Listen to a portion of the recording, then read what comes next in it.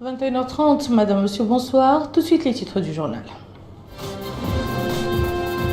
Dialogue national inclusif, la fin des débats prévus initialement aujourd'hui a été prolongée jusqu'au jeudi prochain. Sortie d'une nouvelle promotion de l'École nationale des sous-officiers d'actifs de CLIFA, la 35e après une année de formation.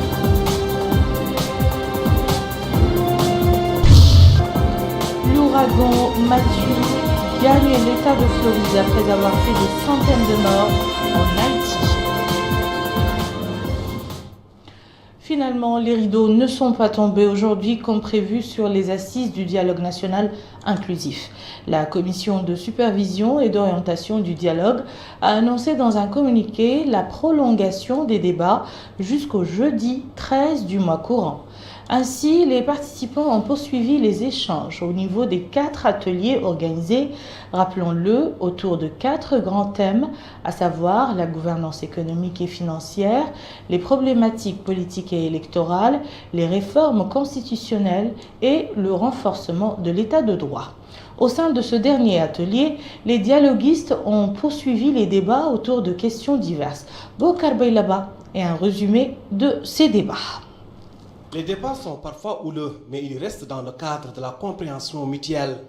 Ainsi, les travaux ont été axés sur la séparation des pouvoirs, les réformes judiciaires et l'indépendance de la justice. Les intervenants ont également eu l'occasion de traiter de tous les sujets en rapport avec l'évolution de l'État et de présenter leur conception pour un meilleur avenir de la Mauritanie. Il y avait beaucoup de propositions très intéressantes, d'autres moyens discutables, d'autres plus exagérés. Bon, c'est la vie, on est là pour discuter. Si on est là pour discuter, ça veut dire que nous ne sommes pas d'accord. Mais le meilleur moyen pour sortir de l'impasse, c'est discuter. Le dialogue est un principe sacro-saint. Et ce que nous attendons du dialogue, c'est-à-dire que c'est des propos concrets pour l'avenir du pays.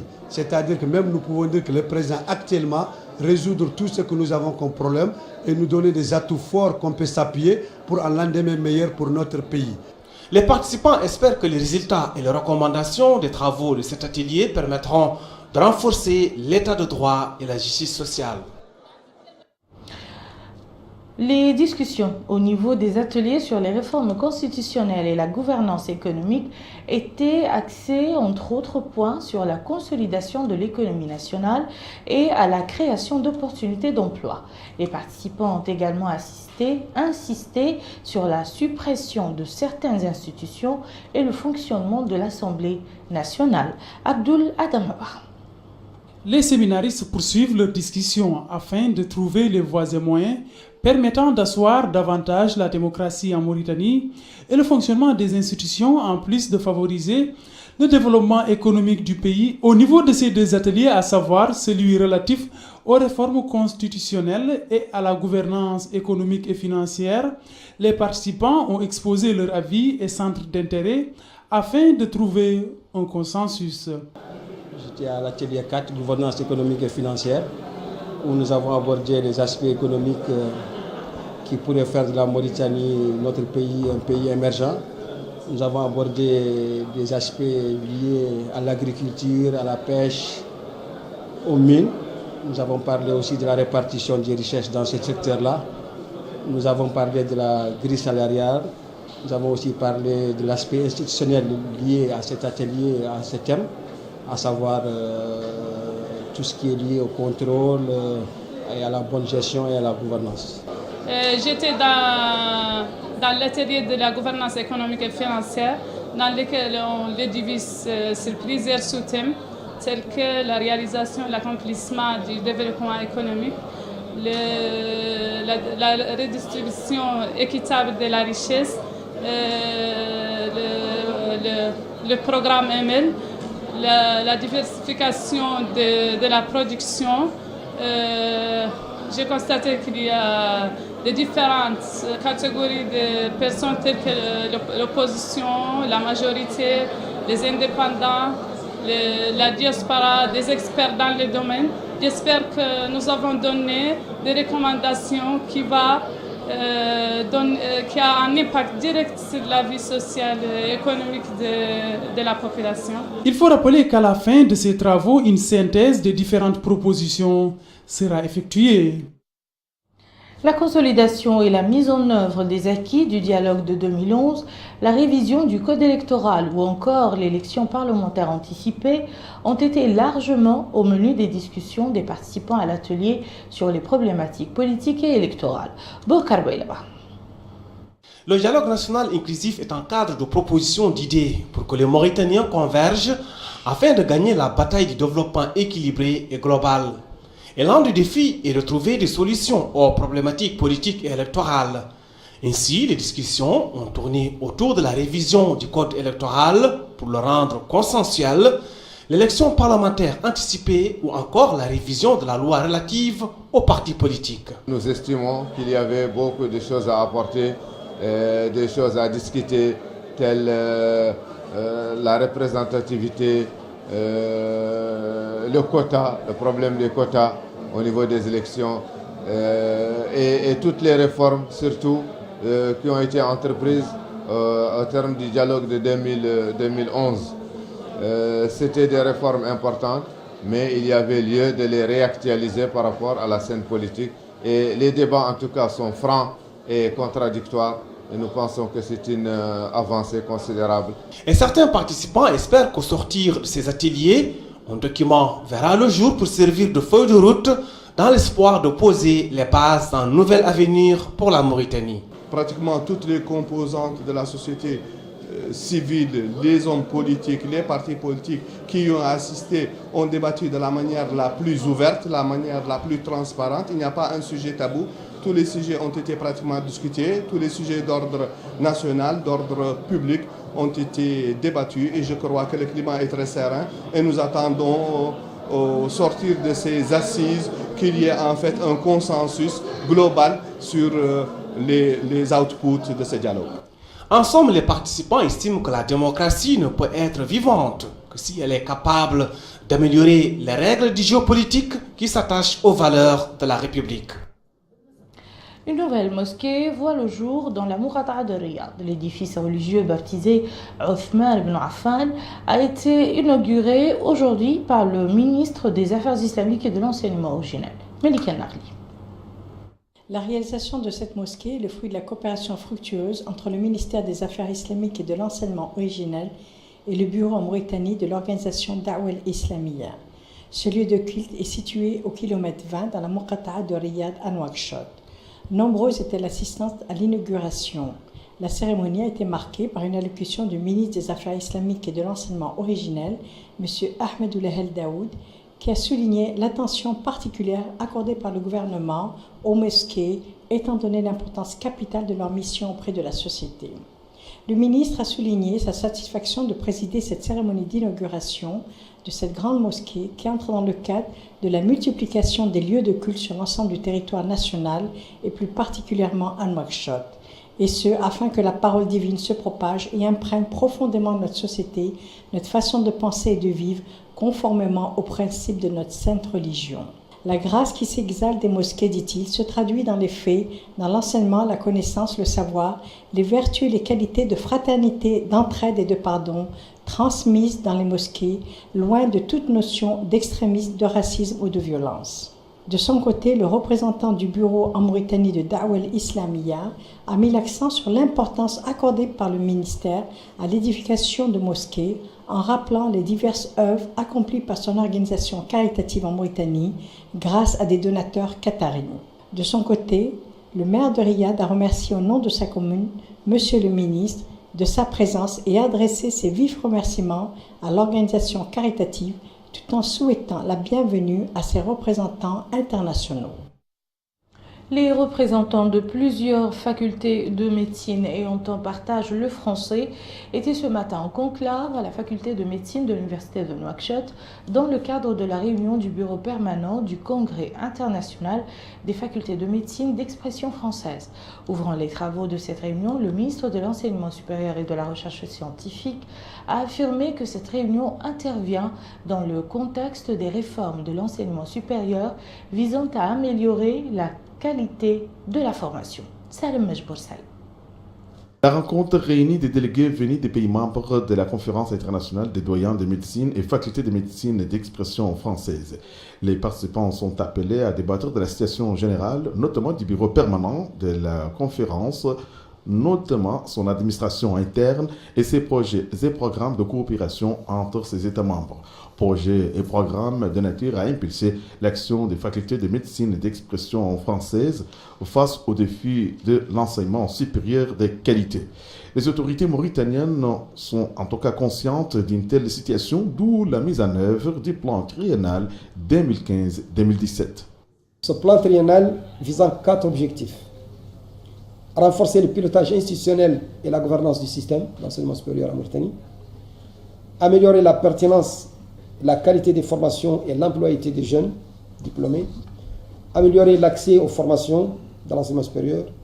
Et enfin, promouvoir une recherche scientifique articulée autour des grandes problématiques du développement du pays.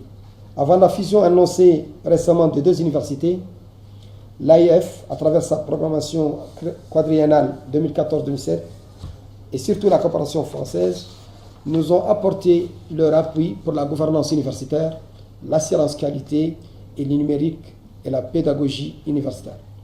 L'intérêt de la présente session de Nouakchott a été mis en évidence par le président de la SIDMEF et les doyens de la faculté de médecine de l'université Al-Asriya de Nouakchott.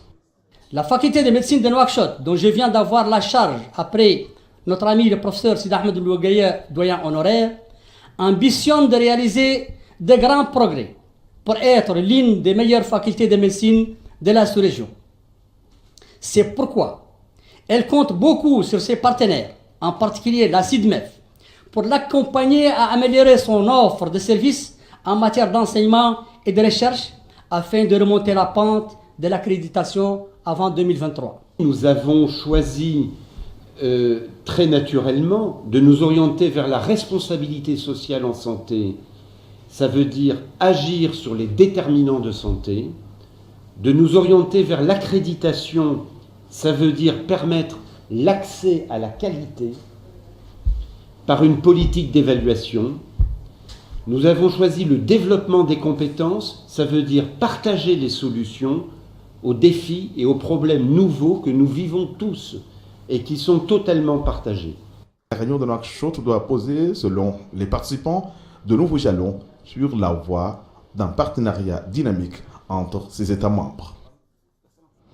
Je vous le disais dans les titres, la 35e promotion de l'École nationale des sous-officiers d'actifs de Kifa, a achevé hier sa formation marquée par une cérémonie de remise de galons.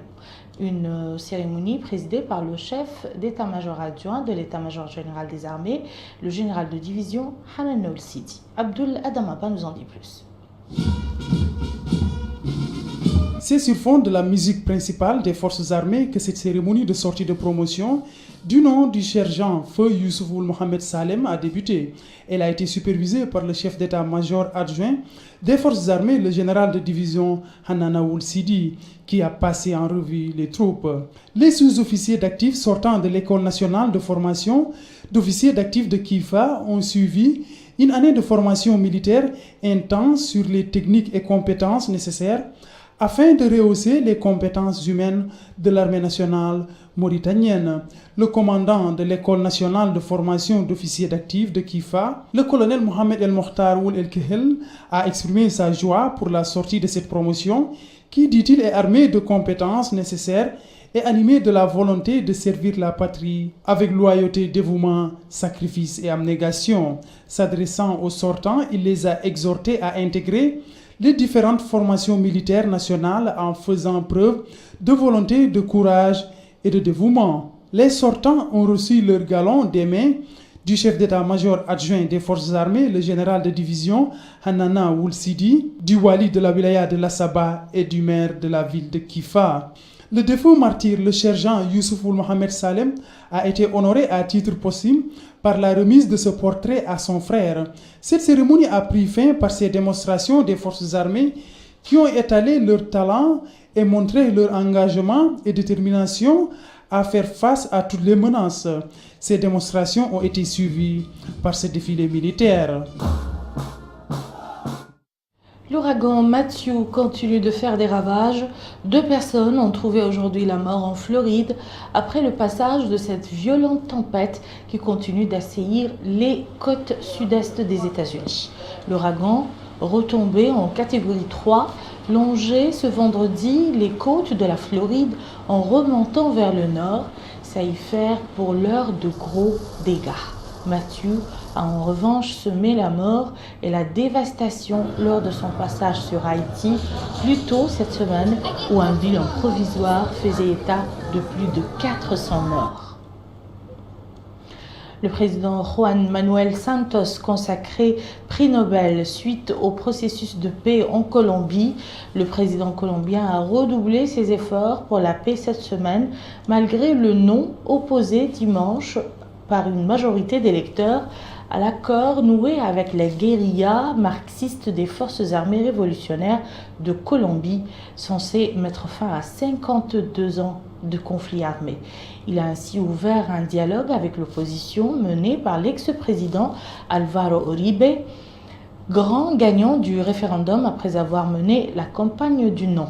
Le président colombien a envoyé ses négociateurs de paix à La Havane, théâtre des négociations avec la guérilla pendant près de 4 ans pour reprendre le dialogue au plus vite. Mais la tâche s'annonce ardue. Santos devra s'entendre avec l'opposition qui exige des modifications dans l'accord négocié, puis obtenir des FARC qu'elle accepte ces changements. Et voilà qui met fin à ce journal. Je vous en rappelle les principales informations. Dialogue national inclusif, la fin des débats prévus initialement aujourd'hui a été prolongée jusqu'au jeudi prochain. Sortie d'une nouvelle promotion de l'École nationale des sous-officiers d'actifs de Kifa, la 35e après une année de formation.